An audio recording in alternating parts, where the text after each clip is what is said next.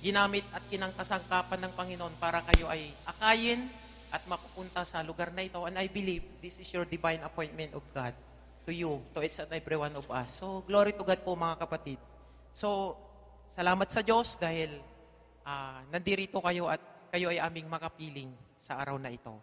So, napakabuti ni Lord dahil nabasa ko po ang Book of Matthew. Nung naglakbay pala ang Panginoong Hesus sa buong lugar ng Galilea, kasama ang kanyang mga alagad, talagang nabantog ang kanyang pangalan sa lugar na iyon.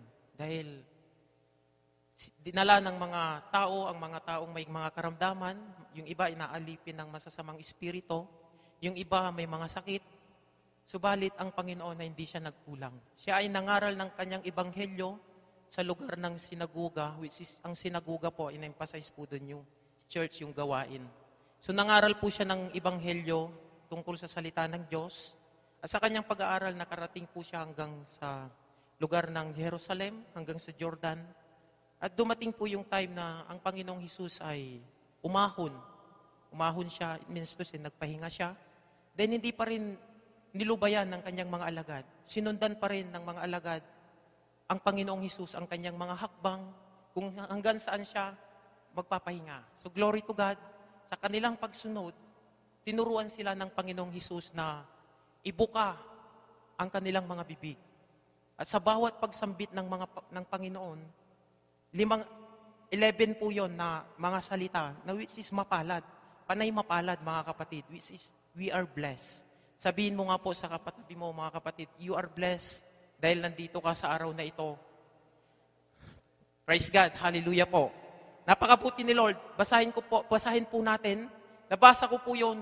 11 po yung pinaranas ni Lord sa akin na salita, pero iisa lang po yung yung isa po yung salita doon na binanggit ng Panginoon na mapalad. Ibinuka niya ang kanyang bibig at sinabi sa mga alagad, mapalad, mapalad kayo.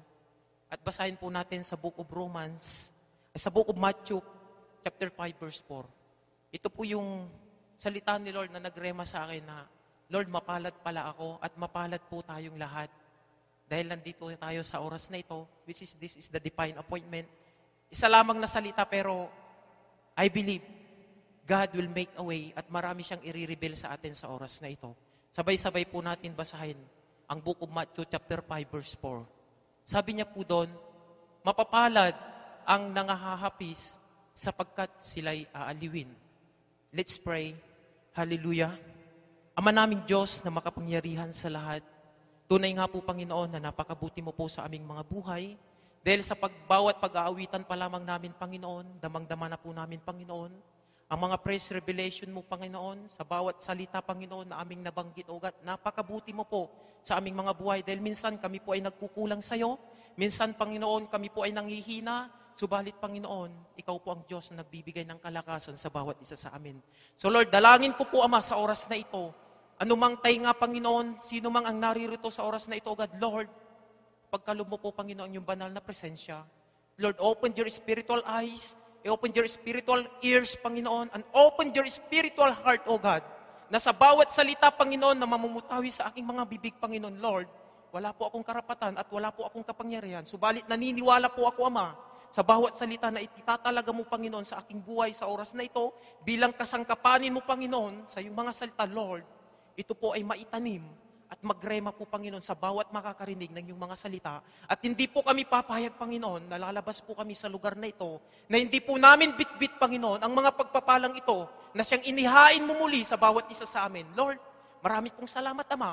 At isa pa, Panginoon, nagkakaisa po kaming magkakapatid, O God, sa oras na ito, itinataas po namin, O God, ang buhay ng aming mahal na pastora sa kanyang paglisan, sa kanyang pag-alis, Panginoon, sa lugar na ito. Nire-release po namin, Panginoon, ang double portion of anointing, O God, ang mga pagpapala, Panginoon, na siyang naranasan niya dito sa lugar na ito, Panginoon. Lord, naniniwala po kami, is an Abrahamic covenant, Panginoon, na simula sa bunbunan, sa ulo ni Father Abraham, O God, ipapadaloy mo, Panginoon, sa iyong mga tapat na lingkod, ang mga pagpapala, ang mga blessings, Panginoon, ang mga anointing, O God, na nagmumula sa iyo, Lord.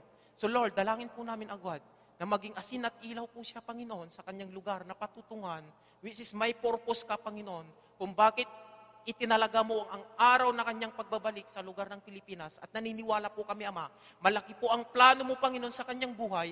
Gamitin mo siya mightily, Panginoon, for your glory alone, O God. At dinedeklara po namin ang Panginoon, ang buhay ng aming mahal na pastora hindi na po katulad ng dati. Bagkus, Panginoon, siya mo po ay mananagumpay dahil ikaw po ang siyang kasama niya araw-araw sa kanyang paglilingkod sa iyo. Lord, bless him mightily, anoint him mightily, Panginoon, and use him mightily for your glory alone, O God. Marami pong salamat, Ama, sa mga salita mong ito na aming pagmumulay-mulayan sa oras na ito. Sa iyo lamang, Panginoon, ang kapurihan at pasasalamat sa tanging pangalan po ng iyong bugtong na anak na si Jesus na aming dakilang tagapagligtas. Amen. Hallelujah, mga kapatid. So, kung titignan po natin at babasahin natin paulit-ulit ang salita na yan, mapalad ang nangaghahapis sapagkat sila'y aaliwin. So,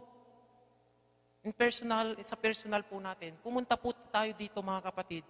Minsan, we have a burden. Minsan, tayo ay nalulungkot, nanlulupaypay. Minsan, tayo ay nanghihina. Minsan, tayo ay binabagabag ng matinding mga problema, which is sa atin, sa ating mga pamilya. But God given us that word dahil mapalad. We are blessed, mga kapatid. Dahil ang salitang iyan ay siya ang makakapagpabago ng ating mga buhay. Bibigyan po kayo ng isang apat na word, which is, ito po yung binigay ni Lord sa akin, which is, bigyan po natin ng title, ang topic na yan, na when you love someone. When you lose someone, sabihin na natin, nawala ang isa sa mahal mo sa buhay, either friends, relatives, churchmate, o kaya lingkod mo sa Panginoon. Which is, God has a purpose to each and every one of us. When you lose someone, sabihin natin, nawala siya because they took them away. Umalis siya na walang paalam. Umalis siya na, kumbaga, hindi mo alam kung anong kadahilanan, but God given us the wisdom. Binigyan po tayo ng Panginoon ng wisdom kung paano po natin mapagtagumpayan ang mga bagay-bagay na ito. So, sabi niya po doon, God knows our pain. Alam ng Diyos ang bawat hinanakit natin. Hindi man natin ito sinasabi, minsan binabahagi natin sa mga kapatid na iba, pero glory to God po, mga kapatid. Alam po ng Panginoon sa bawat isa sa atin kung ano po ang sitwasyon na ating pinagdadaanan sa ngayon.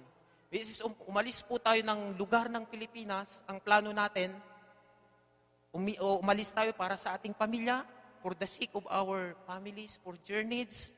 But glory to God, mapalad po tayo. Why? Sabi po ng Panginoon, mapalad tayo sapagkat tayo ay aaluin ng Diyos dahil may purpose pala si Lord. Dinala po tayo sa lugar na ito para magtrabaho. Ginamit niya ang trabaho na iyan.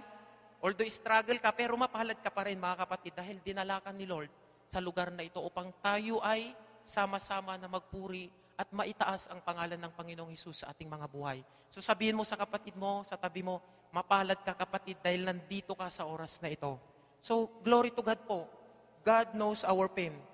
So, when you lose someone, sabi nga pala, they took them away.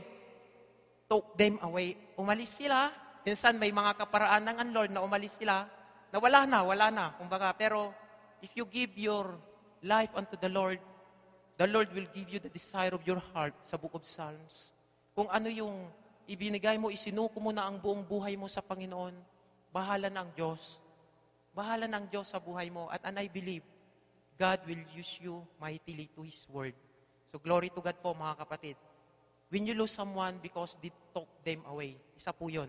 The other one is, when you lose someone because we don't want to be with them anymore. We don't want to be with them anymore. Hindi na natin sila kasama kailan pa man. May purpose pa rin si Lord. Basahin po natin sa Book of Deuteronomy chapter 31 verse 8. Ito po ang plano ng Diyos sa buhay natin.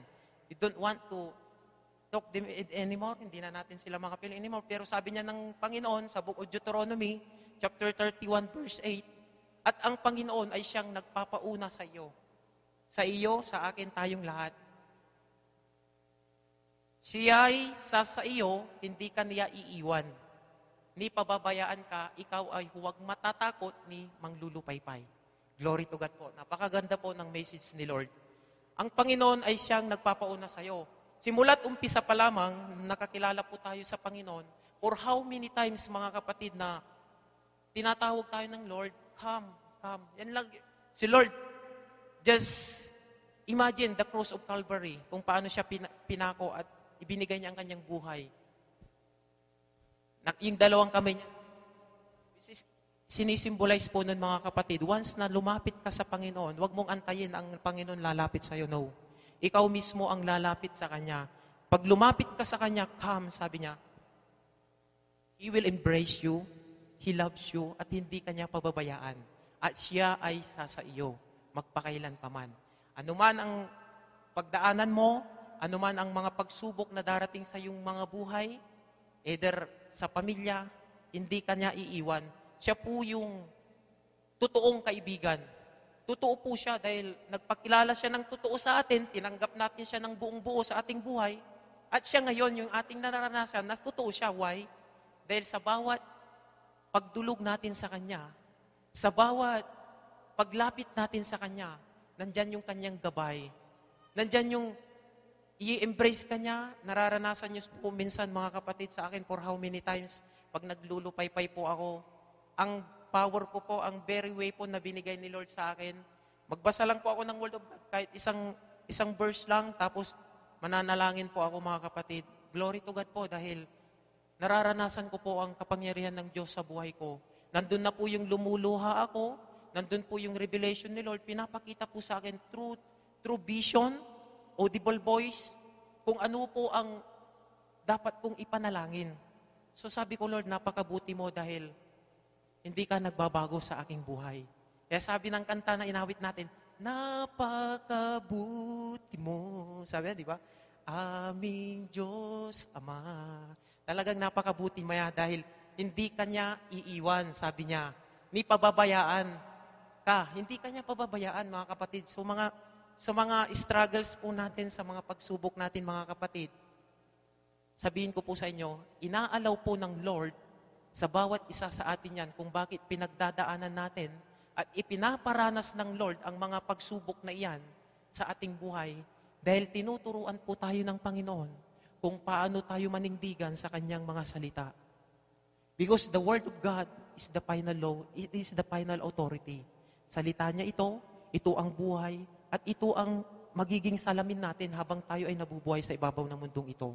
Kaya anuman ang bigpas ng kaaway, mga kapatid, we have the power to cast out all the word of the enemy in our life. Kailangan, habang nananalangin tayo, talagang mayroon tayong power.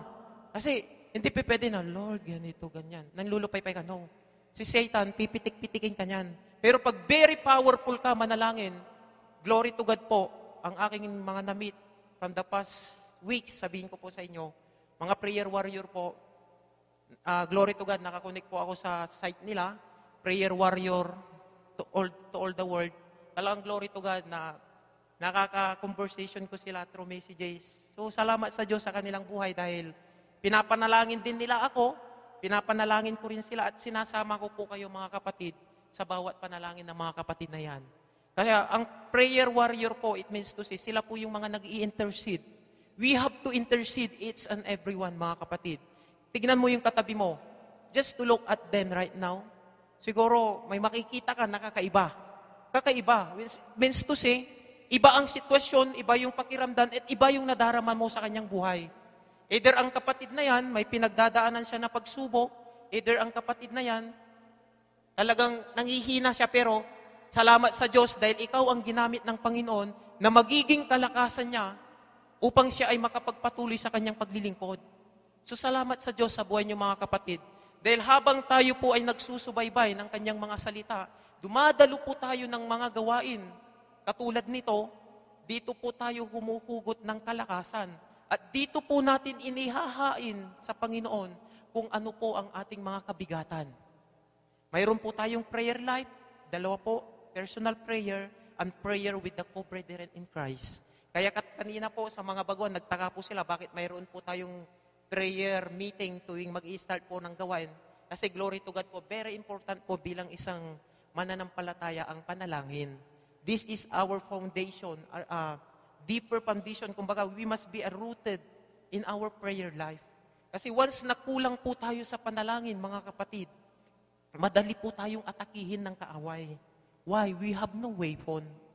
God has given us the weapon. We have to read the Word of God and we have to pray to the Lord. And praise God, naniniwala ako na when we love someone, may purpose ang Diyos sa bawat isa sa atin. Sabi niya, ikaw ay huwag matatakot ni manlulupaypay. Totoo po yun. Amen, mga kapatid. Hallelujah, praise God. Amen. Hindi tayo matatakot. Kasi ang kasama po natin is a big, big God. Malaking Diyos po siya. Siya po ang Diyos na makapangyarihan sa lahat. Ano man ang bigwas ng kaaway, huwag kang matakot. Kasi po, the spirit of fear will be the one to demolish your faith. Totoo po yun, mga kapatid. Once na inalipin ka, mga kapatid, ng espiritu ng takot, wala na. Nangingibabaw na yan yung, nandun na yung ayaw kong tumayo, ayaw kong magpatotoo dahil natatakot ako, baka mapahiya ako. No. That power of testimony, kanina pa lang, I'm so blessed, mga kapatid. Dahil marami pong mga kapatid na nagpatuto. This is the one way on how to defeat the word of the enemy in our life. Habang tinitistify po natin, hindi po tayo natatakot na ihayag ang kapangyarihan ng Diyos sa buong kongregasyon para maiwaksi ang ginagawa ng Diyos sa ating buhay at apakan natin ang gawa ng kaaway sa ating buhay. Totoo po yun, sabi ni Kuya. Once na nagtitistify ka, isang timba, pagpuno na yan, once na hindi mo yung tinetestify, don't expect na papalitan yan ni Lord. Totoo po yun. For how many times naranasan ko po yan nung baguhan pa lang po ako sa aking pananampalataya. Nandun minsan yung nahihiya ko kasi sabi ko, Lord, parang baka tatawanan lang ako. No, mga kapatid. Pag tinayuan mo yan, mga kapatid, God will bless you more and more. And God will use you mightily for His word. So glory to God po. Napakabuti po ni Lord. Dalawa na po yung natagal natin. When you lose someone because they took them away, when you lose someone because they want you to be with them anymore, sa Book of Deuteronomy, and the other one, the number 3 na binigay ni Lord sa akin, when you lose someone because all parties decided that it is the best that we are apart. All parties decided that it is for the best that we are apart. Basahin po natin, mga kapatid, ang patutuo ng salita ng Diyos sa Book of Philippians chapter 4 verse 6 and 7. Ito po, mga kapatid, may purpose ang Diyos. Sa bawat pag-alis natin, may layunin at may mga plano ang Diyos sa buhay natin. Minsan may umaalis, may dumarating. Sabi nga nila, dagdag bawas. Pero glory to God, sa buhay ng isang mananampalataya po, mga kapatid, ang dagdag bawas po, may purpose ang Diyos at may plano ang Diyos sa buhay natin. Makikita po natin yan sa Book of Philippians chapter 4 verse and 7. Basahin ko po, mga kapatid. Sabi niya, huwag kayong mga balisa sa anumang bagay, kundi sa lahat ng mga bagay sa pamamagitan ng panalangin at daing na may papasalamat ay ipakilala ninyo ang iyong mga kahilingan sa Diyos. Amen. At ang kapayapaan ng Diyos na di masayod ng pag-iisip ay mag-iingat ng iyong mga puso at ng inyong mga pag-iisip kay through Jesus. Praise God po, mga kapatid. Huwag po tayong, sabi ng Panginoon, huwag tayong mga balisa, mga mulmahan, yung mag-alala. Sapagkat anuman ang bagay, kundi sa lahat ng mga bagay sa pamamagitan, sabi niya, ng panalangin at daing ng papasalamat, ibig sabihin, daing pagpapakumbaba, we must humble down ourselves unto the Lord. Huwag po tayong magmataas, mga kapatid. Kasi ang taong nagmamataas, pupulutin yan sa kangkungan. Totoo po yun. Wala po tayong dapat ipagmataas. Wala po tayo kahit anuman ang posisyon mo, anuman ang katayuan mo sa buhay, either mataas man ang posisyon mo in circular, wala kang dapat ipagmalaki, mga kapatid. Like me, like you, every one of us. Dahil ipinagkatiwala lang yan ng Lord sa ating buhay. Kung baga, ginagamit lang tayo ng Panginoon bilang kasangkapan, bilang instrumento. Kaya habang tayo po ay nagpapakumbaba bilang pag-abot sa mga kaluluwa, mga kapatid, dito ko rin po nakita ang humbleness heart. Kasi Diyan ka nila makikita habang kinakausap mo yan yung isang kapatid. Pag nakitaan ka ng isang bagay lang na hindi sila sang-ayon sa'yo, no, don't expect na madadala mo yan sa kongregasyon. Why? Nakita sa'yo yung espiritu ng pagmamataas. Kaya, kahit mapagmataas man yung kausap mo, nandun pa rin, you must be humble down para akayin mo siya. At tiyak, naniniwala ako na sa bawat pagpapakumbaba mo sa Panginoon, ang Panginoong Hesus ang siyang kasama mo. Kahit kukunti pa lamang ang alam mo sa salita ng Diyos, once na sinabi ng iyong mga bibig, ng iyong mga labi na yan, luluubin ng Panginoong Hesus ang bawat salita na naibabahagi mo sa isang kapatid. Kahit unbeliever yan, mga kapatid, wala pong excuse. Kasi po ang salvation is a gift from God. Isa pong regalo yan ng Panginoon sa bawat isa sa atin. Na kailangan pakaingatan po natin yan. Kasi pag binigay sa'yo yan, kailangan alagaan mo siya, gamitin mo siya, at ibahagi mo siya. We have to share. Huwag mong sarilinin. Paano na kung sinarili mo? Wala na. Kaya nga, Hebrew 10:25, magpalakasan kayo sa inyong pananampalataya. Up to the end of the days.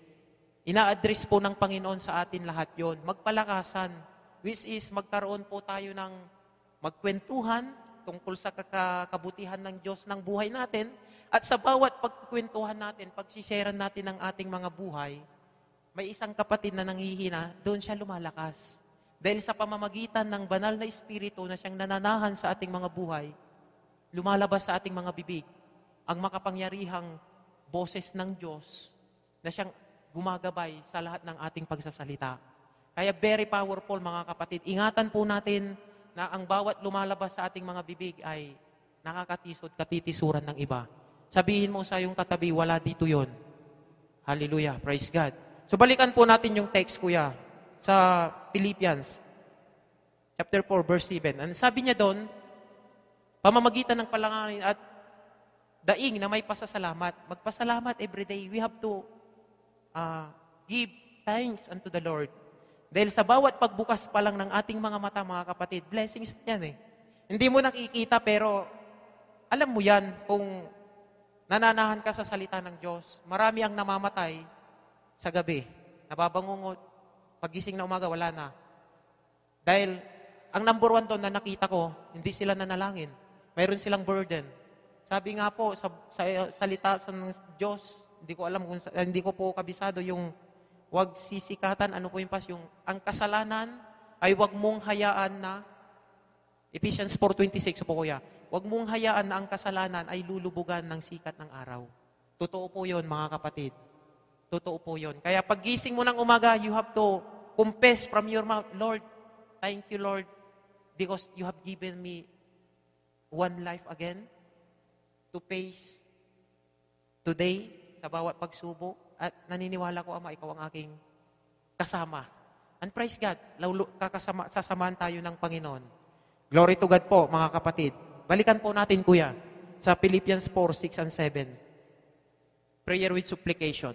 Sabi niya doon, sabi ng Panginoon, ipakilala ninyo ang iyong mga kahilingan sa Diyos. Natagal na po kanina, and sa chapter 7, verse 7 po, at ang kapayapaan ng Diyos na di masayod ng pag-iisip, ay mag-iingat ng inyong mga puso at ng inyong mga pag-iisip kay Kristo Jesus. Siya ang mag-iingat sa buhay natin sa pamamagitan ng Panginoong Jesus. Siya yung gagabay sa atin, aalalayan tayo ng Panginoon. Although, aalis tayo sa isang lugar, pupunta tayo sa ibang lugar, kung kaparaanan ni Lord, I believe na lahat naman ng mga bagay, pag hiniling mo yan sa panalangin at tinugon ng Diyos, it means to say, kalooban ng Diyos yun. At luluubin niya yon. Iba po kasi lahat ng bagay na hiniling mo, kalooban ng Diyos. Pero iba po pag niloob ng Diyos, mga kapatid. Iba po kasi may mangyayari. Lahat ng bagay na inaasa mo sa buhay, kalooban ng Diyos yan. Dahil pinanalangin mo yan Pero pag niloob ng Diyos yan sa buhay mo, tayuan mo lang yan, mga kapatid. At kung saan ka man dadalhin ng Panginoon, saan mang lupalop ng mundong ito, and I believe, you are a God's word carrier of God. Ikaw ay carrier ng kanyang salita. Ikaw ay kakasangkapanin niya ng kanyang mga salita. And I believe na ang gawain ng Panginoon sa lugar na ito, darating po ang araw at nag-uumpisa na mga kapatid.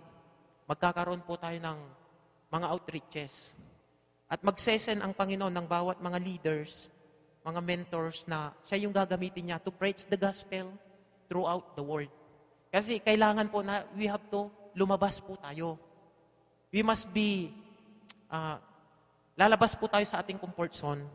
Is this our comfort zone sa church? Pag inalaw na po ni Lord yung perfect time na ikaw ay lalabas, automatically mga kapatid, gagamitin ka yan ng Panginoon mightily for His glory alone. At sisiguraduhin ko mga kapatid, mararanasan mo ang pangako ng Diyos sa buhay mo. Ang buhay na talagang, hanggat maaari, sabi nga ni Paz, hindi mo na iisipin kung ano yung bukas pa eh. Totoo po yun mga kapatid. Hindi ka na mag-aalala eh. Kumbaga, noon, nag-aalala pa ako noon. Sabi ko, Lord, paano na? Wala na akong pera, magtatrabaho, hindi naman ako magpatrabaho. Hindi kong pupunta naman ako ng church. Ano siya yun? Nagaganon. Kikida-kida. Pero once na inakbangan mo yan, stay forward with direkta ka kung ano yung panawagan ng Lord sa buhay mo.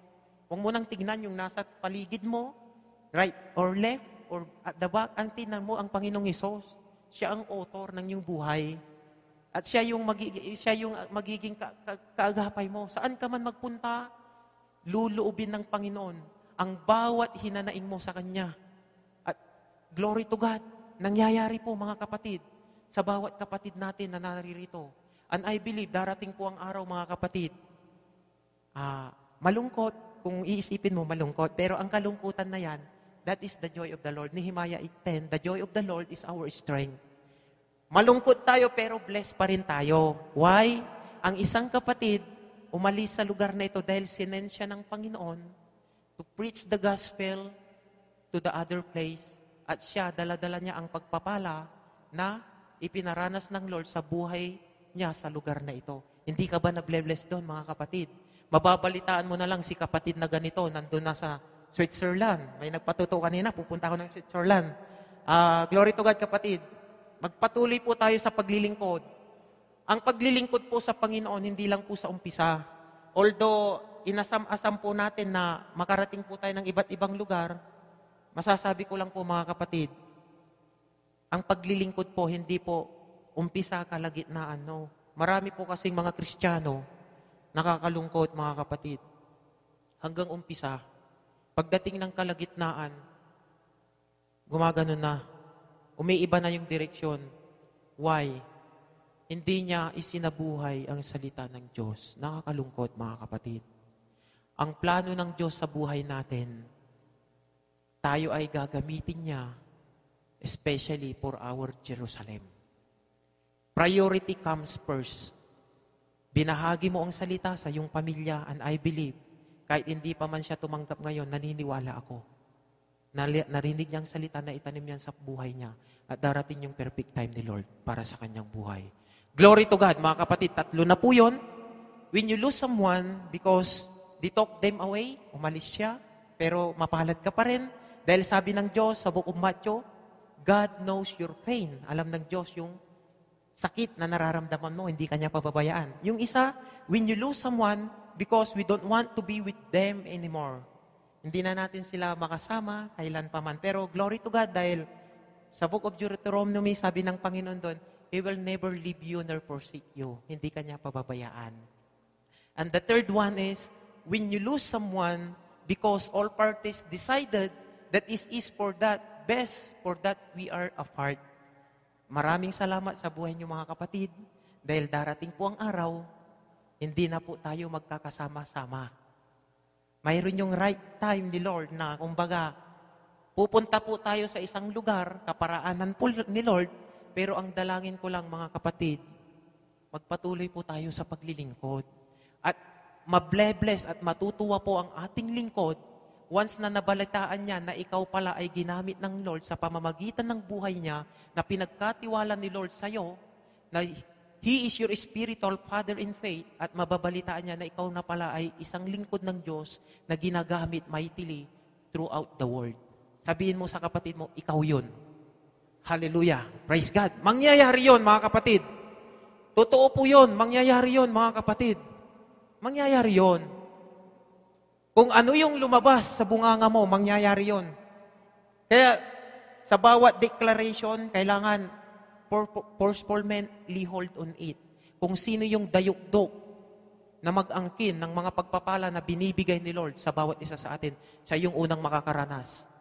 Totoo po yun. Kaya sabi nga po ni Paz, glory to God, yung declaration kanina, yung kukunting mga kapatid, encourage ko lang po sa inyo, for the glory of God, for how many times, marami na po akong na-encounter na gawain na yan.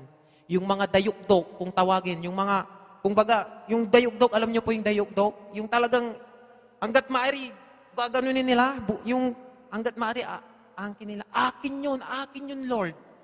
By your faith, according to your faith, it will be done unto you. Sabi nga ng Panginoon. Dahil sa iyong pananampalataya, mga kapatid, mangyayari at mangyayari ang nais ng Diyos sa buhay mo. Dahil, akin yun, Lord. Akin yun, Lord. Lord, kung ano man ang ginagawa mo, Panginoon, sa lingkod mo na yan, Panginoon, parehas lang kami, Panginoon. Ganon din po, Panginoon, ang gawin mo sa aking buhay. That is the holy envy. Holy envy unto the Lord. Yun yung kinainggitan mo siya dahil ginagawa ng Lord sa buhay na gusto mo, ganon din ang gawin ng Diyos sa buhay mo. So, glory to God po. 3 na po yun. And the fourth one, mga kapatid, this is the word na masakit para sa atin lahat. Tanggapin natin. Dahil ito po ang kaganapan ng ating mga buhay. Masakit man, pero kailangan nating tanggapin. 3 po yung natakil natin, pero the fourth one, ito po yung, siguro, hindi ko alam kung yung katabi mo hindi matatamaan sa salita na ito for the glory of God. When you lose someone because they die. Maraming nagtaka, pati ako rin, tinayo ng balibo, glory to God. When you lose someone because they die, nawala ang isang mahal mo sa buhay dahil namatay. Pero, glory to God, 2 po yun. Isa doon na nakita ko, mga kapatid, when you lose someone, namatay ang isang mahal mo sa buhay dahil siguro, lahat naman ng buhay natin, may right time na itinalaga ng Diyos. Our life is like a twinkle of an eye na anytime pwedeng kunin ng Diyos yan sa ating buhay. Ang napakasakit doon, mga kapatid. When you lose someone because they die at hindi mo na ibahagi ang salita ng Diyos sa buhay niya. Para sa akin din to, kapatid. At naniniwala ako para sa atin lahat to.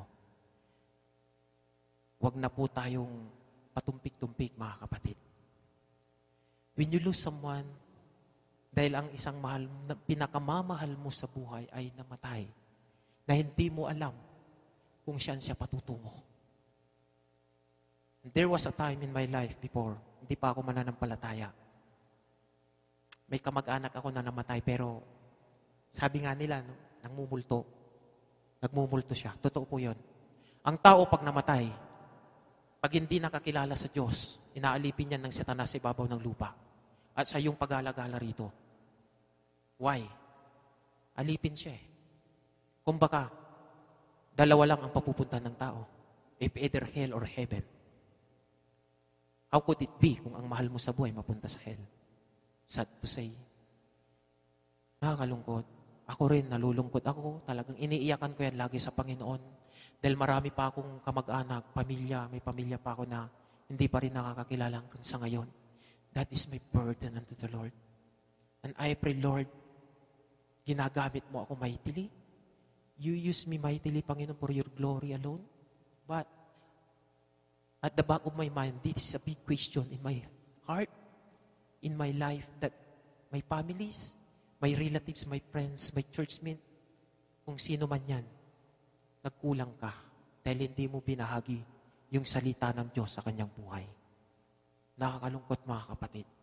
Pero, ang sabi ng Diyos sa bawat isa sa atin, sa Book of Romans, chapter 8, verse 28, ito po ang pangako ng Diyos. When you lose someone because they die, sabi niya doon, at nalalaman natin na ang lahat ng mga bagay na nagkakalakip na gumagawa sa ikakabuti ng mga nagsisiibig sa Diyos, sa mga tuwid bagay, niyaong mga tinawag alinsunod sa kaniyang nasa. sa bawat nagsisiibig sa Diyos na kalakip ng gawa na tinawag ng Panginoon na alinsunod sa kaniyang mga nasa. Ito po yung tinatawag po natin na eternal life. Ito po yung isang kaparaanan ng Diyos kung bakit mamamatay ang isang tao. Yung kanina, natakal po natin, namatay siya dahil siguro sa kapabayaan at glory to God, isa tayo na ginamit ni Lord para sa kanyang buhay at na-share natin ang salita ng Diyos sa buhay niya, tinanggap niya ang Panginoong Hesus sa buhay niya buong buo, automatically, naitanim yon sa buhay niya. At I believe, mapupunta siya sa kaharian ng Diyos. Pero ito po yung isa na napakabuti ng Diyos sa atin. Pag namatay pala ang isang tao, once na tinanggap niya ang Panginoong Hesus sa kanyang buhay at isinabuhay niya araw-araw, i-word up mo ang iyong salvation araw-araw. Pag dumating yung time na kukunin ka na ni Lord, kahit ngayon, sabihin ko po sa inyo, nakatayo ako sa harap ninyo, pagkalooban na ni Lord, nakukunin ako, wala po tayong magagawa kahit yung katabi mo. Totoo po yun, mga kapatid. Life is a twinkle of an eye. Isang kisap mata, mga kapatid. Sad to say, but glory to God in my life. I give you as testimony for my life before. Dumating po yung point na namatay po ang aking ama. At sa pagkamatay ng aking ama, malungkot, nandun yung pagdadalamhati namin, pero nagre-rejoice pa rin kami sa Panginoon because sabi niya sa Nehemiah 18, the joy of the Lord is our strength. Nung namatay po ang aking tatay, nagtatrabaho po ako.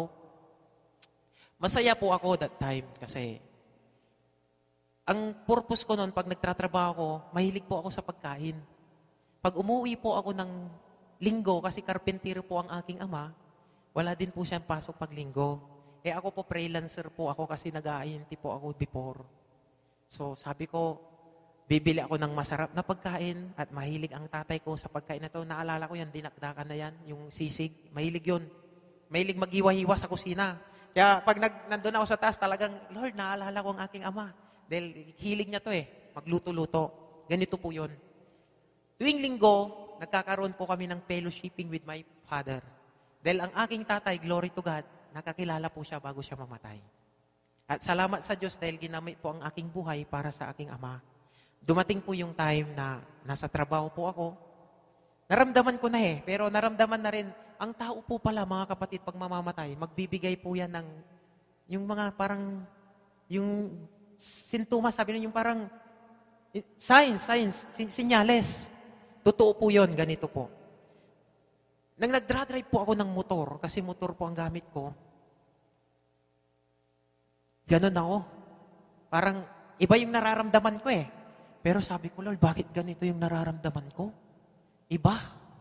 Lord, kung ano man, Panginoon, ang plano mo, Panginoon, kung ano man po, Panginoon, ang layunin mo, Panginoon, kung ano man, Panginoon, ang pinaparanas mo sa akin, ikaw ang aking kasama. Mga kapatid, sad to say, but glory to God. Salamat sa Diyos pa rin dahil namatay po ang aking tatay, nakakilala siya kay Lord. Dumating po yung point na namatay po ang aking ama because he died. Sabi nga po doon, when you lose someone because he died, pinuntahan po ako ng aking kapatid sa aking biyanan. Umagang-umaga, kumakatok. John, sabi niya. Tulog pa ako, 5:00 ng madaling araw. Simbi, ikaw ba naman, magtataka. Bakit ang aga-aga nandun yung kuya mo?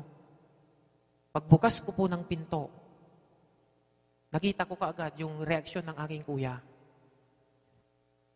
Nandun yung namumugti yung mata. Although sabi ko siguro puyat to kasi ang trabaho niya, tagaluto ng puto. 24 hours nagluluto yan ng puto every other day. Yan po ang trabaho ng kuya ko na pangalawa. Nagluluto po yun ng puto. Ang pasok po nun, mayroon ngayon, bukas wala. Every other day, nagluluto po siya ng puto. Ang inspect ko nun, siguro puyat to at may pangangailangan to, kaya namugto yung mata. Pero alam nyo mga kapatid, dumating po yung point na niyakap niya ako kaagad. Napakasakit. Pagkayakap niya sa akin, I felt the presence of God that time. Kinumport niya ako kaagad ng Lord Sabi niya, Ading, sabi niya, kapatid, sabi niya, pumunta ka sa bahay. Bakit kuya? Nangyari? Wala na si tatay. Grabe mga kapatid. Try to imagine that. Wala na ang iyong ama. Although mananampalataya na yan, pero masakit pa rin. How much more pag hindi siya mananampalataya, di ba? Umiyak ako. Hagulgol. Bakit ko yan nangyari? Tinakbo po namin si tatay kagabi. Ang nagtagbo si Jeffrey sa kasinanay, dalawa lang sila dahil inatake siya ng high blood, third stroke. Pagdating niya sa Region 1 Hospital, 15 minutes kumatos. Ang buhay pala, tuwing kalubam ay talaga. 15 minutes lang. Ang lakas-lakas ng aking ama. Pero instant, namatay. Salamat sa Diyos dahil hindi na rin siya naghirap. Kinuha siya ni Lord, hindi siya pinahirapan. May purpose si Lord. Alam niyo po, nung sinabi niya, sige, punta ako doon, mamaya sunod ako. Sabay na lang tayo, sabi ko. Nauna na yung kuya ko, sumunod ako. Pagtingin ko pa lang mga kapatid, makikita mo ba yung isang tao na namatay pala? Ganun pala yun. Pagpatay ang tao, nakaganyan. Mainit pa ang katawan. Pero talagang, sabi ko, Lord, may purpose ka, Lord, at may layunin ka kung bakit inalaw mo to sa buhay ng aking ama. At salamat sa Diyos ng pagkakita ko ng aking ama. Hanggat maaari yung, para sa atin, kinagawian noon, yung parang, hanggat maaari, bubuhayin natin yung patay eh. Pero yun na yun eh. Yun na yung hangganan eh. Salamat sa Diyos dahil nung pagkita ko sa aking ama, nandun yung comfort ng Lord sa akin. Kinumport po ako ng Panginoon at sa kamatayan ng aking magulang, ng aking ama, nagkaroon po ng kaayusan ang aming pamilya. Yung mga magkakapatid sa aking mother side, nagkaroon po ng, doon sila nagtagpo-tagpo mismo sa puntod ng aking ama. Sa bawat purpose ng Panginoon sa ating mga buhay, kung may mga inaalaw man si Lord, sa bawat buhay natin mga kapatid, na masakit man para sa atin, salamat pa rin sa Diyos, mga kapatid. Magpasalamat pa rin tayo. Why? May layunin ang Diyos. May purpose ang Panginoon. Tingnan niyo po, namatay ang aking ama pero yung aking pamilya, nagkaroon po ng kaayusan. So glory to God po mga kapatid. So yun po yung last na naibigay sa akin ni Lord na revelation, pero ito ang pinakamasarap na binigay ni Lord sa akin. Habang binabasa ko po yung Book of Matthew, ibinigay ng Panginoon sa akin ang Book of Revelation, chapter 21, verse 3 to 4, mga kapatid. Napakaganda po, mga kapatid, ng mensahe na ito. Dumaan po tayo sa panglulupaypay ng hina tayo, pero sabi ng Lord, mapalad, mapalad, mapalad kayo, aking mga anak, dahil kasama niyo ako saan man kayo magpunta. Ito po ang nais ng Diyos sa buhay natin. Basahin po natin ang Book of Revelation, chapter 21, verse 3 to 4. Sabi niya po doon, at narinig ko ang isang malakas na tinig na mula sa luklukan na nagsasabi, narito ang tabernakulo ng Diyos ay nasa mga tao at siya'y mananahan sa kanila. Amen. Hallelujah. At sila'y magiging mga bayan niya. Tayo yon, mga kapatid. Ina-address po ng Diyos sa bawat isa sa atin, sa bawat may totoong pananampalataya sa Kanya. At sabi niya doon, at ang Diyos din ay sasa kanila at magiging Diyos nila. Amen. Glory to God. Siya yung magiging Diyos natin ngayon, bukas at magpakailanman. At sabi niya sa verse 4, ang sabi ng Panginoon, at papahirin niya ang bawat luha sa kanilang mga mata, sa ating mga mata. Sabihin mo sa iyong katabi, tayo yun, mga kapatid. Tayo yun. Hallelujah! Praise God! Sabi ng Diyos, at papahirin ng Panginoon ang bawat luha ng ating mga mata. Yung bawat luha na tumutulo sa ating mga mata, simula nung tayo ay nakakilala sa Kanya, papahirin niya. At hindi nagtatapos doon, sabi niya, at hindi na magkakaroon ng kamatayan. Amen. Totoo po yun, mga kapatid. Hindi na magkakaroon ng kamatayan sa totoong mananampalataya. Why? Ito po yung eternal life na tinatawag. Ito po yung buhay na ating hinahangad noong tayo ay nakakilala sa Panginoon. Ito po yung buhay na ganap. Ito po yung kung tayo ay kinuha na ni Lord, nandun na po tayo sa kanang trono ng Panginoon. At doon tayo aaliwin ng Panginoon. Ipaparanas niya ito. Anak, ito, Kuya Pakito. Ito anak, sabi niya. Ito yung pangako ko sa'yo, ito. Kukunin ni Lord yung Lamb's Book of Life, babasahin niya yan. Ito yung mga ginawa mo. Alam ng Diyos yan, mga kapatid. Kaya maliit man o malaki ang bagay na nagawa mo sa kaharian ng Diyos. Glory to God pa rin. Why? Nakasulat po yan sa Lamb's Book of Life. Ang ating buhay po ay nakasulat sa Lamb's Book of Life. yung mga ginawa natin habang tayo ay nabubuhay pa sa ibabaw ng mundong ito, nakasulat yan, detalyado yan sa Panginoon. Kaya pag dumating po yung time na hindi na magkakaroon ng kamatayan, sabi niya, yung buhay na walang hanggan. Ito yung eternal life, ang pangako ng Diyos sa buhay natin. So glory to God. At sabi niya doon, hindi na magkakaroon pa ng dalamhati, unang pananambitan man, unang hirap pa man, ang mga bagay ng una ay naparam na. The old has gone and the new has come. Ito ka na ngayon, mga kapatid. Sabihin mo sa iyong katabi sa oras na ito, iba ka na ngayon. Hallelujah! Praise God! So, napakabuti pala ng Diyos dahil ang sabi niya, ang lahat ng mga bagay noong una, sabi niya, ay naparam na. Glory to God. Lahat ng mga bagay noong una, yung mga, anuman ang mga pagsubok noon, ngayon, mga kapatid, panghawakan mo lang yan, yung salita na yan ng Panginoon. Mangyayari sa buhay mo yan. At titiyakin ko, mga kapatid, for the glory of God, lahat ng mga bagay noong una ay naparam na, sabi ng Diyos. So, salamat sa Diyos dahil ang pangako pala ng Diyos sa buhay natin, sampalatayanan na natin ang salita niya. Isa buhay natin. We must to step forward. We must be walk by faith and not by sight. Manampalataya na po tayo, mga kapatid. Go, go, go na po tayo. Talagang go, go, go na. Magpursige na po tayo, mga kapatid. Huwag na po tayo matumpit-tumpit. And I believe that message of God from the book of Revelation will be the one to embed it in our heart, in our life. And our life will be used by God as a channel of blessings sa ating mga pamilya.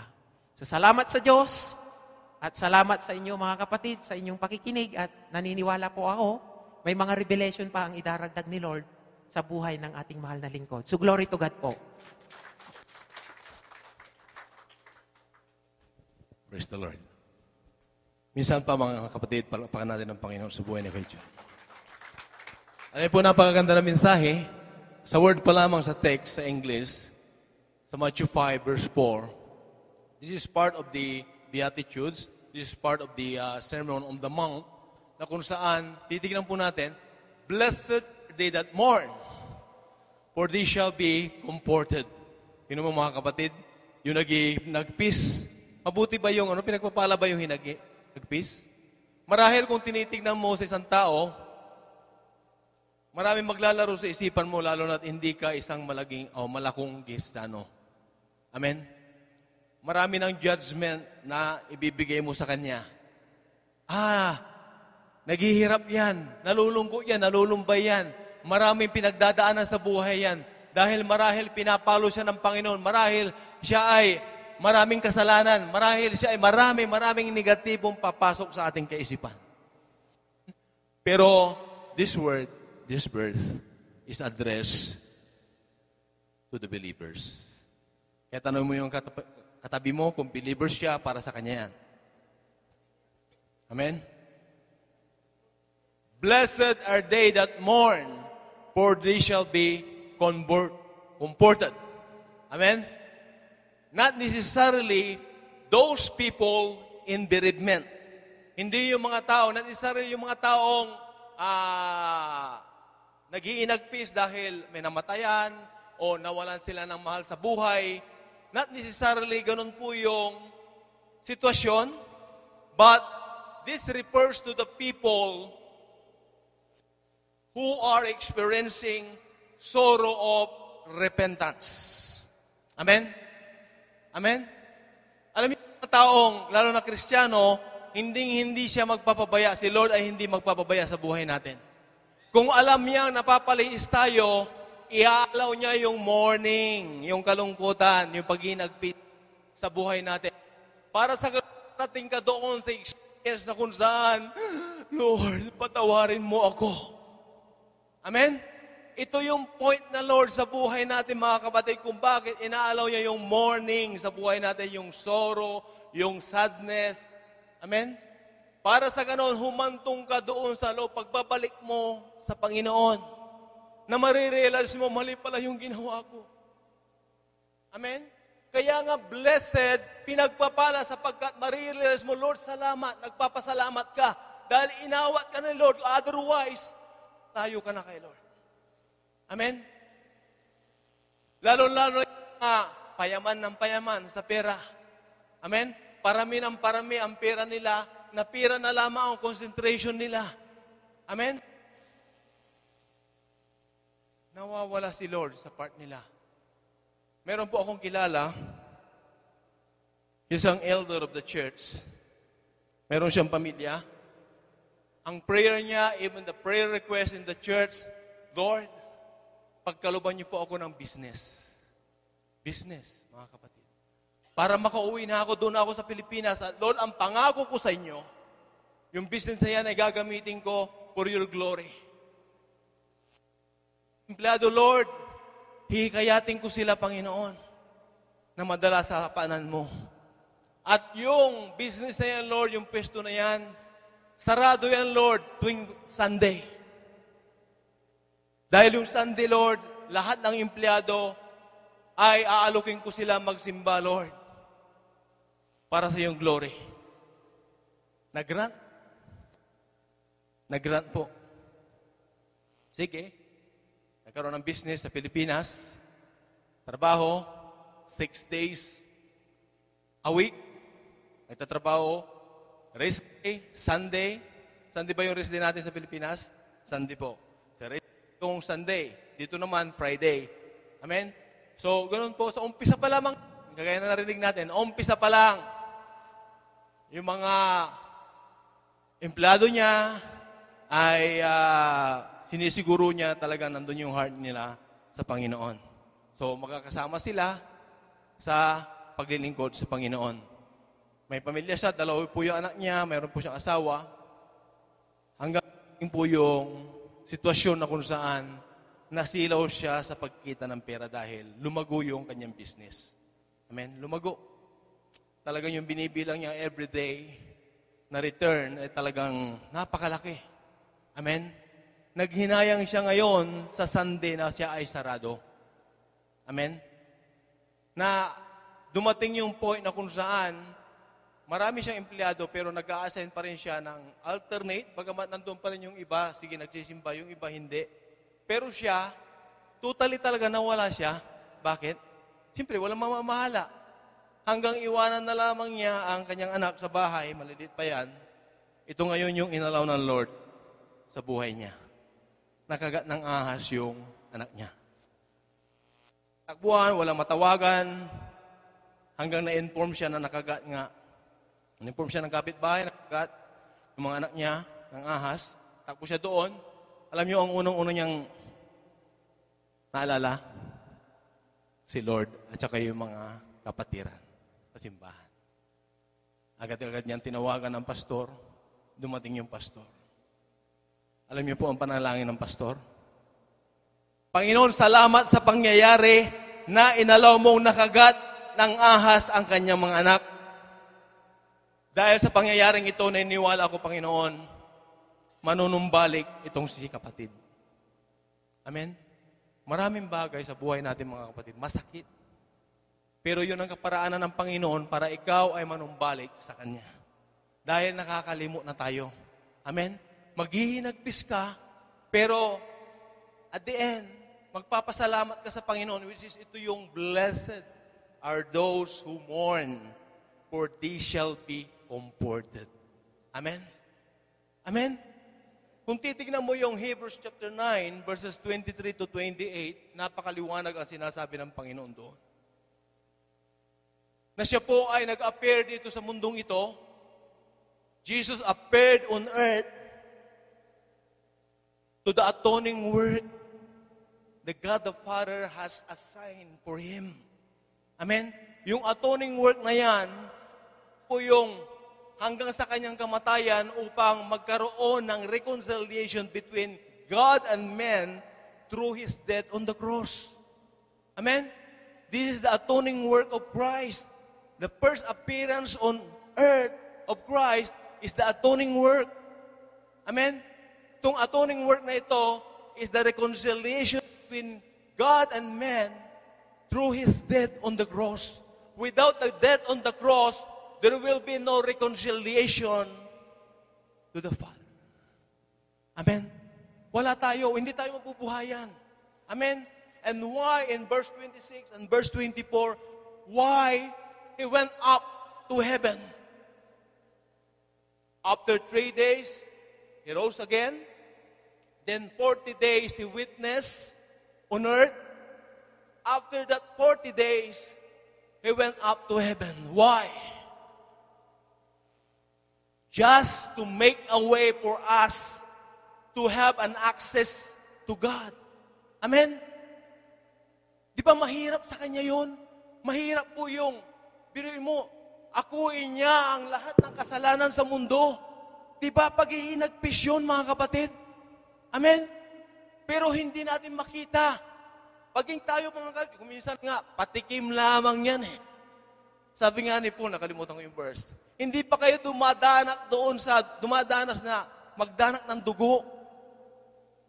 Amen? Kuminsan, pawisan pa lamang tayo eh. Sumusuko na tayo sa paglilingkod. How much more pa kaya yung talagang, halos talagang, Amen? Nais ng Panginoon sa buhay natin, sumunod ng sumunod. Amen? Bakit? Dahil blessed are those who mourn, for they shall be comforted by God. Amen? Darating yan, mga kapatid, dahil pangako ng Panginoon yan. Tingnan niyo po yung nangyari sa Panginoon. During the time na siya ay malapit ng kunin, parusaan, mag-uumpisa na yung Kalbaryo. Amen? Doon sa Matthew 26 verse 39. What was the prayer of the Lord Jesus in the Garden of Gethsemane? Father, take this cup away from me. But not as will, but yours be done. Amen? O Diyos, aking Ama, huwag na po sanang mangyari yung mangyayari. O ilayo mo na sa akin yung mga pangyayari na yan. Para maggusto na niyang, Lord, huwag na yung atoning work, huwag na. Mabigat yan eh, masakit yan. Huwag na. Pero sabi niya, hindi sa aking kalooban, kundi kalooban mo. Amen? And this is now the right attitude God wants for each believer. Amen? Maraming nangyayari sa buhay natin, masakit, mahirap. Talagang parang dumadaan sa butas ng karayom yung buhay. Kung pairalin mo yung will mo, mahihirapan ka. At hindi mo makakamtan yung nais ng Lord na ibigay sa iyo, pero kung nag-submit ka sa will ng Lord, truly, you have the promise of Matthew 5 verse 4. Blessed are those who mourn, for they shall be comforted. Amen? Lumabigat yun. Alam ng Lord yun eh, yung dadanasin niya eh. Napahihirapan siya. Hanggang doon sa kamatayan, alam niya yan na mangyayari. At ito yung ultimatum. Because this is the atoning work na ipinagkaloob sa Kanya. Amen? Ito yung gagawin niya. Ito yung appointment niya dito sa lupa. On His first appearance on earth. Amen? Ito po yung first appearance, job niya, task niya, trabaho niya, gagawin niya. Ito po yun, mga kapatid. Para sa gano'n, ma-reconcile tayo sa ating relasyon. Diyos Ama, sapagkat tayo po'y nawalay sa ating Diyos. Sa magitan niya, sa gagawin niya, na ma-draw niya tayo near to God, ito po yung pinapagawa ng Diyos niya. Amen? Masakit yung pinapagawa ng Panginoon, alam niya yun. Bakit alam niya? Kasi kung hindi niya alam, mga kapatid, hindi niya maunawaan. Amen? Di ba sabi niya, sa John 10, verse 30, I and the Father are one. Amen? Kung bakit alam ko, sapagkat galing ako doon sa Kanya. Amen? Kaya ako nakakapagsalita sapagkat siya ang nagturo sa akin. Galing sa Kanya yung lahat ng sinasabi ko. Amen? At yung nangyayari sa akin, dahil din sa Kanya ginagawa ko, sumusunod lang ako. Kaya nga sinasabi ng Lord, not as my will, but yours be done. Sabi ng Lord sa Matthew 26 verse 39. Amen? Maraming bagay sa buhay natin, mga kapatid, para bang, kung sumuko ka na, hindi mo na makikita talaga ang kalooban ng Lord sa buhay mo. Hindi mo na makikita yung next plan ni Lord sa buhay mo. Amen? Yung pintuan na yan, na plano ng Panginoon, para pinuksan mo yan, makikita mo yung plano ng Panginoon, hindi na mabubuksan. Amen? Kaya maraming Kristiyano matagal nang sumusubaybay nga sa gawain. Pero pagdating sa pagsubok, lupaybay sila. Bakit? Hindi nila isinasa puso. Ayaw nilang sumunod. Ang tunay na Kristiyano, sumusunod sa Panginoon. Why? Sabi ng Philippians 1:21, to live is to Christ, and to die is gain. Amen? To live is to Christ. How to live according to Christ?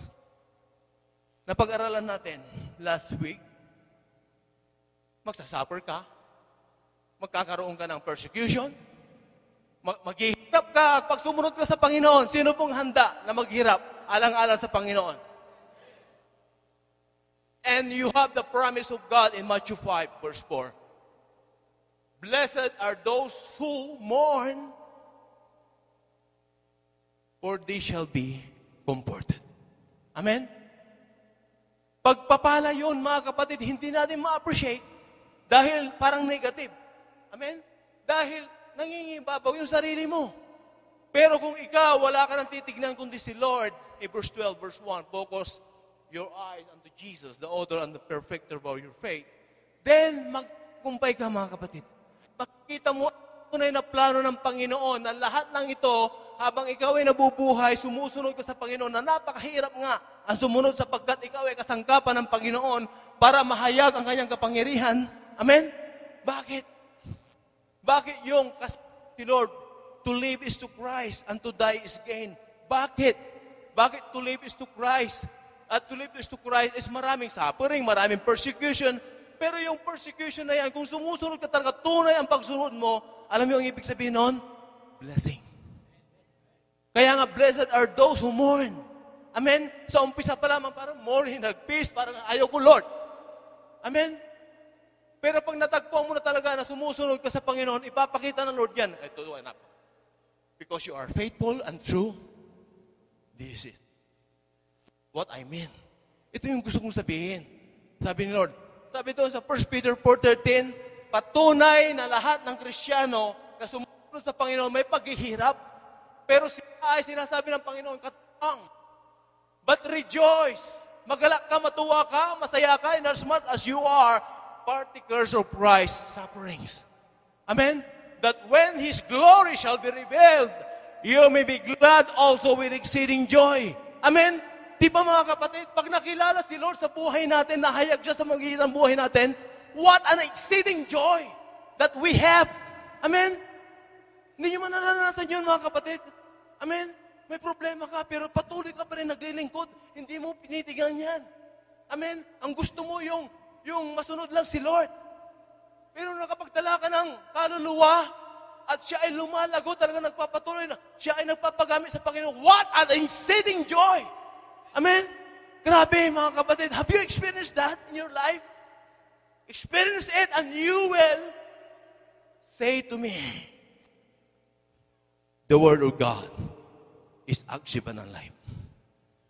Amen? Totoo yan. Not necessarily bereavement. Not necessarily hanggang sa dulo na yon. Hindi po. May mga bagay sa buhay natin, patikim na lang ng Panginoon yan. Gradually yan, mga kapatid. Amen? Kung nakakatikim ka na ngayon, parang mabigat, parang ayaw ko na. Patikim pa lamang yan. Bakit? Di nyo titignan ng Lord kung paano ka pagkakatiwalaan. Amen? Pag nagkatiwala ka o pinagkatiwalaan ka ng Panginoon sa bagay na yan. Amen? Kaya sabi ng Luke 16:10, kung sa maliit na bagay ay pwede kang pagkatiwalaan, sa malaki ay pwede ka rin.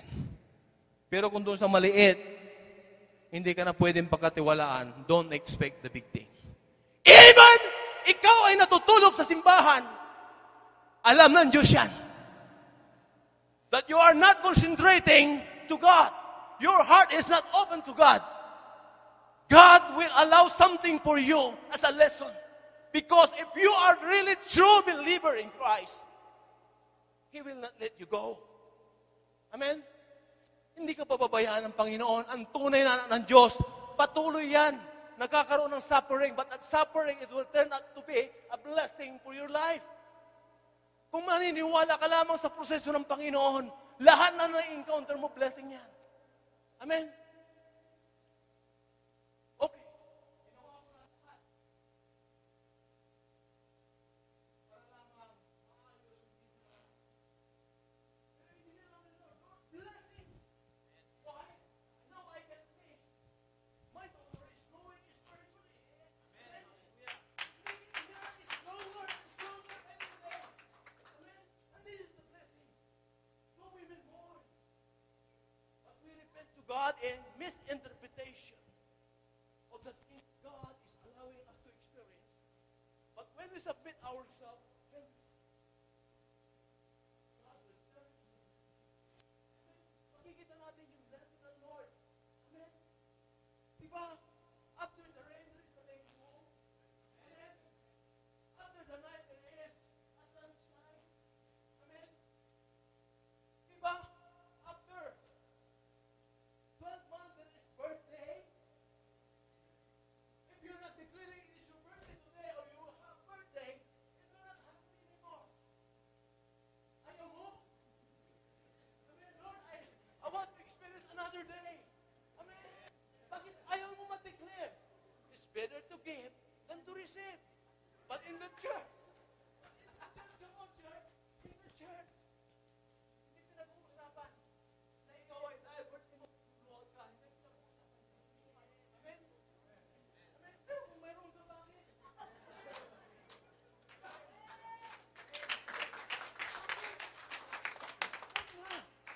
Amen? Hindi na. Mga kapatid, kailangan na. Amen?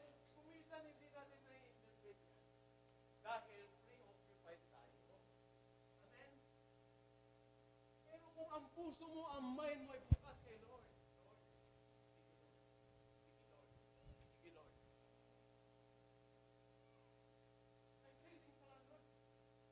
Ayun, pag na-bless, I'm pleasing pa lang Lord. Sorry Lord, Sorry Lord, nagsisisi ako. Akala ko, yes, akala ko. Maraming nagkakakala. Akala. Kasi hindi ka marunong sumunod sa Panginoon. Pero sumusunod ka na sa Panginoon, makikita mo. Lahat ng bagay ay blessing para sa iyo. Amen? Problema, blessing. Amen? Kaya sabi ng Lord, sa 1 Thessalonians 5:18, "And everything give thanks, for this is the will of the Lord." But I am telling to you, don't misinterpret the word "in everything give thanks." Sa problema, pagsubok, don't thank the pagsubok o problema sa buhay mo. Thank God for His provision to your problem. Amen. Amen. Baka nakakalimot kayo pag nagpasalamat kayo sa problema. Para kayo nagpasalamat kay Diablo. Why? Because problem, trials, overlooked. Pag pinasalamatan mo yung problema, pinasalamatan mo yung pagsubok, pinasalamatan mo sa Satan, natutuwa yun. Pero sabi ng Lord, pasalamatan mo ang lahat ng bagay sa Kanya. Amen? Sa Kanya. Dahil mayroon siyang provision sa iyo. Amen? Hindi siya magkukulang. Amen? Ganyan ka-holy si Lord. Sabi ng 1 Peter 3:18, ito po yung nais ng Lord. Amen? 1 Peter 3:18, ang sabi niya, ito, "For Christ also has once suffered for sin, for the unjust, that He might bring us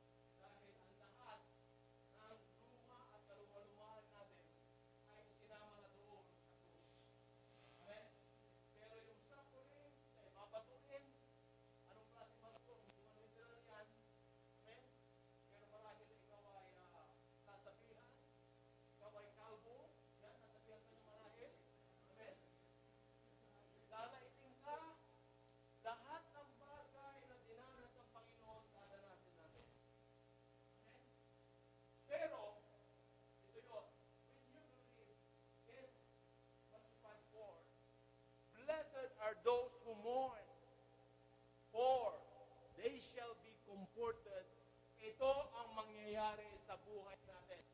Amen? Interpret the things which you have right now in your life as a blessing of God, and the author of it is from God. If you don't put that in your mind, then Satan will come in your dream. Dilin na yun na yan. So lahat ng nangyayari na kinalaman si Lord, problema man yan, pagsubok man yan, siya ang nagalaw, pero hindi siya nagbigay. Amen? Never na binigay ng Lord ang problema, pagsubok ng buhay natin. Nag-aalaw lang siya. Kung babasahin natin yung bubuksyot, turuan mo na po. Malalaman nyo yan, mga kapatid, na siya ay hindi nagbibigay ng problema. Anak kanya, pahirapan kanya, hindi. Anak kanya, bibigyan ng problema, hindi. Amen?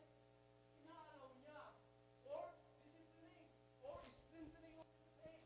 Yan ang purpose niya, napag-aralan natin yan nakaraan. Amen? If you follow God, whatever situation there may be in your life, ipapakita ng Panginoon. Amen? Sino po ang naging general? Hindi ko alam, marahil ganun po yun. No? Pero, kung titignan natin, wala pong inilagay na general dyan na hindi po siya dumanas ng gera sa buhay niya. Amen? Hindi siya sinabak. Amen? Paano niya tuturo ang pandirigma kung hindi niya naranasan yun? Amen? At wala rin tao na ilalagay ni Lord bilang pastor na hindi pa nakaranas ng mga bagay-bagay, ng mga importanteng bagay para sa kanyang pagpapastor. Amen? Kung hindi pa pala patay ang sarili mo na naglilibos sa Panginoon, ano maglilibos sa Panginoon? Amen? Sabi ng Matthew 16, verse 24 and 25. You cannot be in this way if you don't deny this. Amen? Because to lose your life to the name of the Lord, pero ikaw na nag-aalaga ng buhay mo, iniingatan mo para sa sarili mo, para sa mga tao ang mahal mo, mawawala. At ang buhay mo, kung nanilalaan mo sila sa provision mo para sa Panginoon. Pero ang buhay mo. Amen? Ito po yung isang rule sa buhay natin. Amen? Ano sabi doon? 1 Peter 3:18? Para mahayag. Amen? That He might bring us to God. Because of those sufferings, because of those paghihinagpis na dinanas niya. Amen? Para sa ganoon, pag napagtagumpayan niya, tayo ay ihahatid niya sa paanan ng Panginoon. And this is the point of God. Ano man ang pinagdadaanan mo sa buhay, ang purpose ni Lord ay ikaw ay manunumbalo sa kanyang panginoon. Ang purpose ni Lord kung bakit niya pinaparana sa iyo yan, inaalaw niya iparana sa iyo upang yan ang magandang testimony mo, yan ang magiging sandata mo na magtitestify ng mga tao in order for you to draw these people near to God. Amen? Kung paano nga nangyayari, ito nga hinalimbawa ni Lord. Mga kapatid, kung yung sinusubaybayan nyo ang paghalimbawa ng Panginoon, mangyayari yan, ito yung aktual na proseso ng Diyos sa buhay natin. Amen? Nagsakripisyo niya kahit sa kamatayan, sige. Akuin niya alang-alang lamang sa kaluluwa na manunumbalik sa kanyang panan. Gagawin na niya. Amen? Ganon din tayo, mga kapatid. Amen? Sige, kahit pumastos ka. Kahit wala kang tulog, sige, gumising ka. Amen? Alang-alang lang sa kaluluwa. Kung sila ay matulungan mo manumbalik sa panan ng Panginoon. Amen? And this is it. The very reason kung bakit nagpapatuloy yung cycle na yan sa buhay natin. Amen? Because of His reappearing on earth. Amen? To consummate our salvation. Amen? Yung pangalawang pagdating ng Panginoon ay para kunin niya tayo lahat. Sa langit. Amen? Ito yung purpose niya. Nagnanais ba tayo, mga kapatid,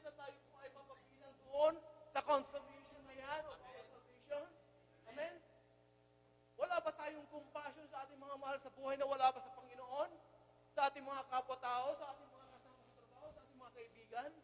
Amen? Maging yung mga alam po natin kasama natin ng Diyos. Tulungan natin sila. Amen? Because of the reappearing of the Lord. Amen? Because of the truth. Because of the kingdom. Why we continue? Why? Bakit tayo nag-aakay? Bakit tayo nag-i-invite? Bakit yung pagsisikap natin? Bakit na yung sisakripisyo natin? Bakit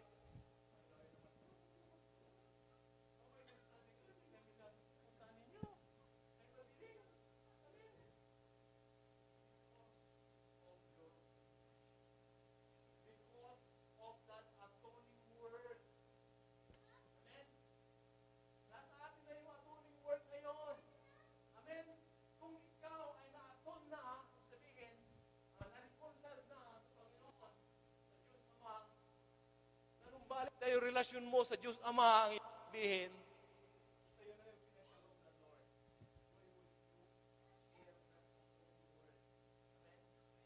Pamano mo? Amen? So, magkita ng pangakay. Amen? Kahit minsan tinatawagan ka, ay tinatawagan ka, ay sumunod. Pag-pray mo. Amen? And someday God will touch his heart and He will respond. Amen? Don't react, but respond. Amen? Si Jesus, ano po yung Jesus? Alam niya. Alam yung panalangin niya. Alam ko, maghihirap, kamatayan ang aking sasabitin. Grabe ito. Grabe ito. No, Father, take this cup. Ilayo mo yung mga pangyayari sa buhay ko. Alisin mo. But not my will, Lord, but your will be done. Amen? Hindi. Hindi siya nag-react, mga kapatid. Ayaw ko yan. Ayaw ko yan. Hindi siya nag-react. He responded. Amen? Amen? Because of that word, he understands. And that free word is pinamana sa ating lahat. Amen? Pero paano mo isasabuhay yan? Kung ikaw mismo, sabihin mo na katabi mo, huwag ka na magtupay-pay. Bawal yan.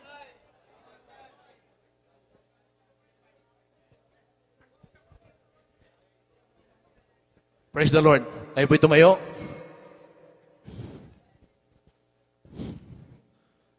Napakabuti ng Panginoon, di po ba? Sino po ang magsasabing napakabuti ng Panginoon? Amen. Ang lahat na nagsasabing napakabuti ng Panginoon sapagkat dinanas natin at nararanasan natin ang kabutihan ng Panginoon, hindi ka susuko, hindi ka magsasawang magsabi. The more mong sinasabi na si Lord ay mabuting Diyos, natutuwa siya. At ang sabi ng Lord sa inyo, kung natutuwa siya, lumalakas ka. Simpleng proseso, simple formula ang sinasabi ng Lord. You acknowledge Him for all the goodness, for all the kindness, for all the faithfulness of God in your life, you will be strengthened. Yung strengthening ng Lord na yan, marami, hindi masukat, mga kapatid. Unang-una, physically, mararanasan mo. Pangalawa, spiritually, mararanasan mo. Pangatlo, mga pagpapalagay, Panginoon, hindi mo masukat. Ito yung mga pag-i-strengthen ng Lord sa buhay natin. Karapat dapat siyang sabihan na mabuti siyang Diyos. I don't believe na itatanggi ng bawat tunay na Kristiyano na siya mabuting Diyos.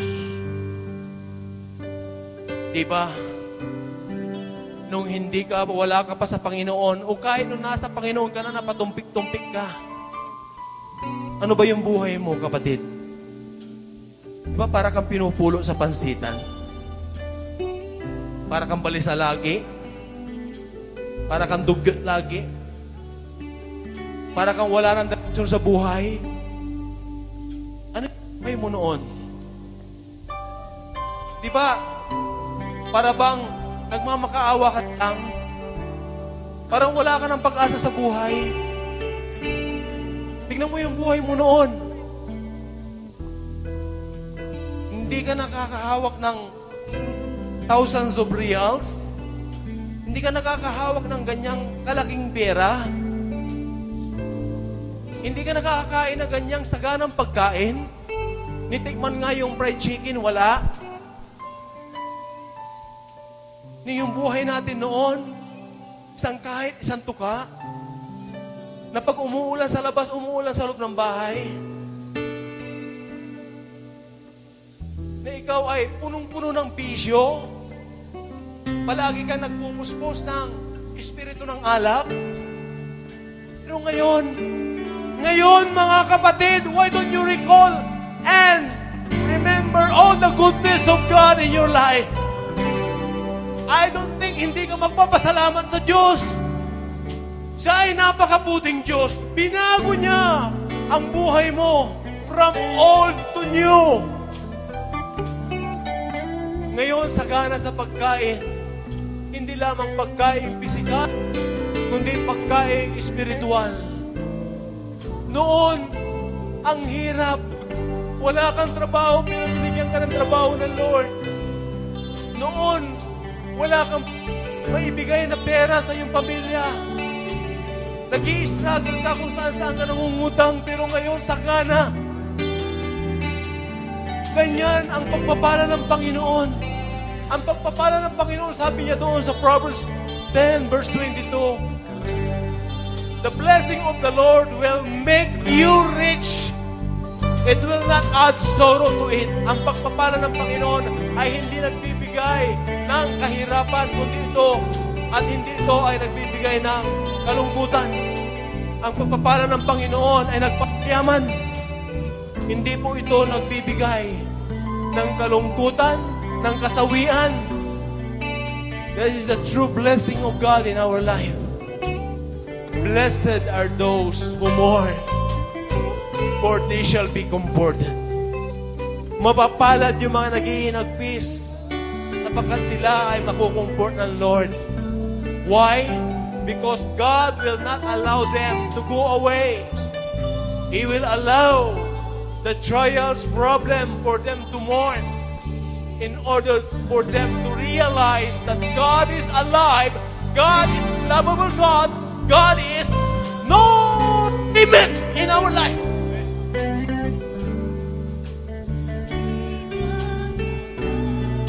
Bago noon ngayon, kailan pa man sa buhay ko'y tapat. Napakabuti mo.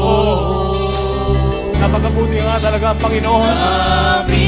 Sabihin mo sa Kanya sa mabagitan ng awiting na ito. Kung buong puso ka nagsasabi sa Panginoon, pagpapalain ka ng Panginoon sa pagkain. Natutuwa siya. Palalakasin ka ng Panginoon dahil sinasabi mo na tunay na pakabuti niya. Napakabuti mo. Di ka nagbabago.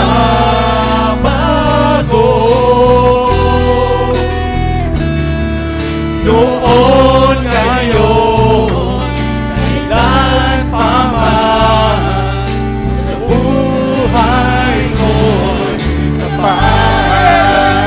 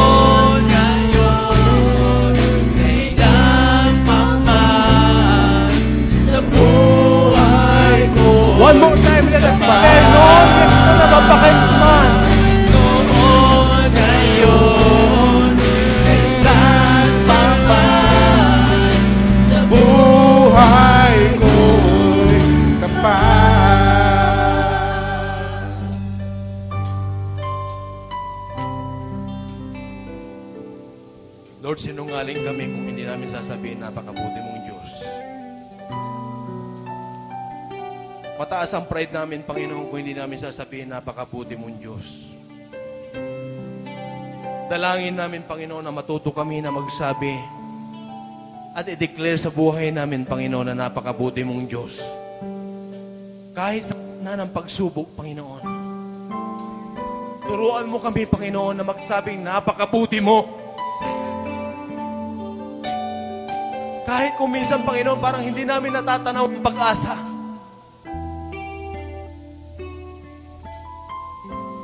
Kahit kung minsan, Panginoon, parang batid namin, parang hindi ka namin kasama. Turuan mo kami, Panginoon, na magsabi, napakabuti mo. Lord, we recall, O God, your message in the footprints of the Son. In the beginning, there are two sets of footprints in the Son. Along the process in our life, Lord, we have problems, we have trials, as if we are wondering, Lord, that there is only one set of footprints in the Son. But Lord, your message is, you are carrying us, Lord. Sinasamahan mo pala kami, Panginoon. Ikaw na, Panginoon, ang bumubuhat ng aming mga problema. Pero kung minsan, Panginoon, hindi namin napapatid sapagkat, Lord, nandun yung resisting spirit, nandun yung pride, nandun yung self, O God. Lord, turuan mo po kami na anuman ang sitwasyon namin sa buhay, marunong kami magpasalamat sa iyo. Marunong kami magsabi, Lord, na napakabuti mong Diyos. And Lord,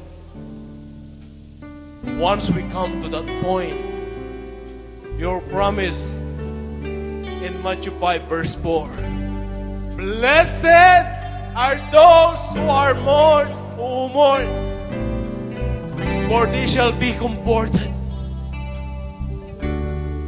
Pinagpapala ang mga naghihinagpis dahil masusumpungan nila ang comfort ng Diyos. We believe, Lord, ayaw mo, Panginoon, na mag-operate kami sa aming sarili.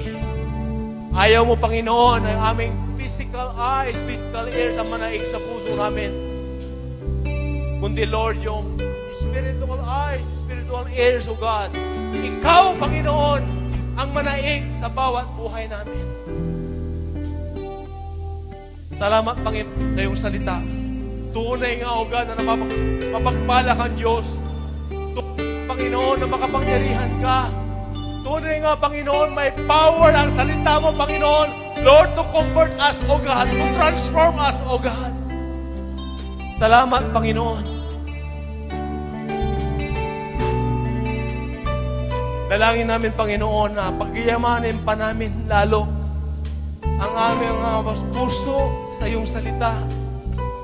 Dahil ang pangako mo, Panginoon, sa John 8:32, for you will know the truth, and the truth will set you free. The truth will set you free. The truth will set you free. The truth will set you free. The truth will set you alive. The truth will strengthen you. The truth will guide you. The truth will give you way to God.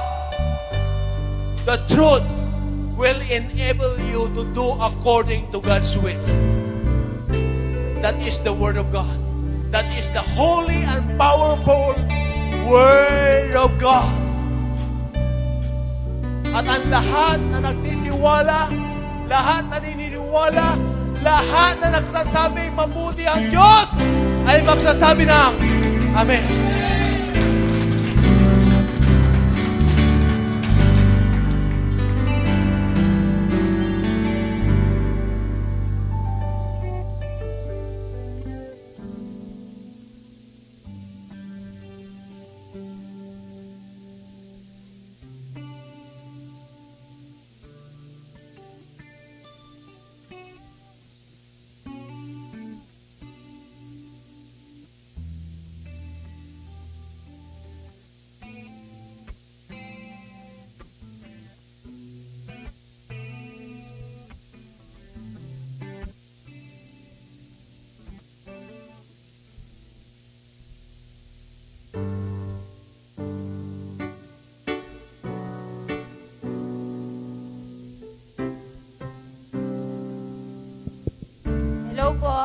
Praise the Lord po. Kamusta ako? Ayun po. Nasa dako na po tayo ng welcoming. Inaanyayahan po na pumunta po dito sa harapan yung mga bago po nating mga kapatid. At magpapakilala lang po.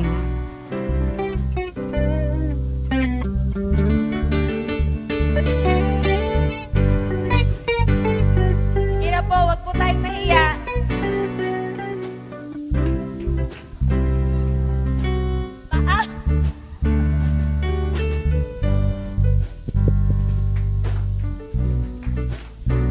Kuya, pangalan po, status, saka saan po nag-work?